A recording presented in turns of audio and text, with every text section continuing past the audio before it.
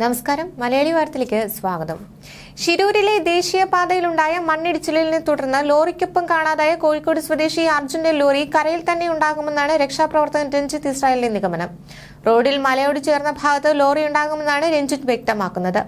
രക്ഷാപ്രവർത്തനത്തിന് സാധ്യമായതൊക്കെ ചെയ്യുന്നുണ്ടെന്നും എന്നാൽ അത്യാധുനിക റഡാർ സംവിധാനം എത്താത്തത് പോരായ്മയാണെന്നും അദ്ദേഹം പറഞ്ഞു. പ്രദേശം മുഴുവൻ പരിശോധിക്കുക എന്നതാണ് തങ്ങളുടെ ചുമതലയെന്നും അദ്ദേഹം പറയുന്നു.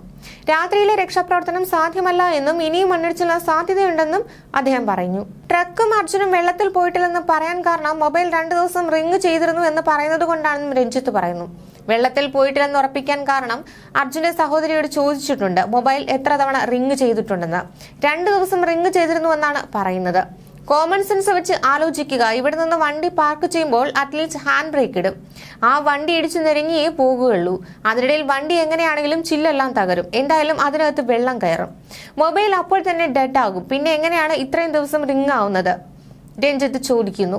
അതേസമയം റോഡിലേക്ക് വീണ 90% മണ്ണും നീക്കിയെന്നും എത്ര തിരഞ്ഞിട്ടും വലിയൊരു ട്രാക്കിന്റെ ഒരു സൂചനയും ഇല്ലെന്നുമാണ് കർണാടക റവന്യൂ മന്ത്രി പറഞ്ഞത്. വൻ മൺകൂന പതിച്ച പുഴയിലേക്ക് തിരച്ചിൽ നീളുമെന്നും പറഞ്ഞിരുന്നു. GPS സിഗ്നൽ കിട്ടിയ ഭാഗത്ത് ലോറിയില്ലെന്ന വിവരമാണ് തിരച്ചിലുണ്ടായിരുന്നവർ നൽകുന്നതെന്നും പറഞ്ഞു.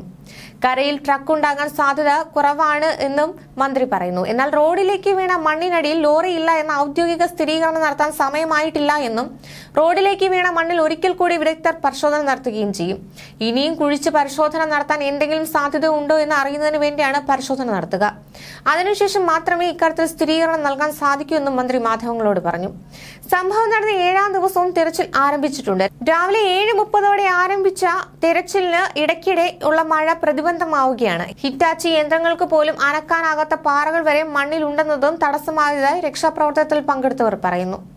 രക്ഷാപ്രവർത്തനത്തിന് ഇന്നലെ ഉച്ചതിരിഞ്ഞ് സൈന്യം എത്തിയിരുന്നു. ഇന്ന് കരയിലെയും പുഴയിലെയും മണ്ണുമാറ്റി പരിശോധന നടത്താനാണ് തീരുമാനം.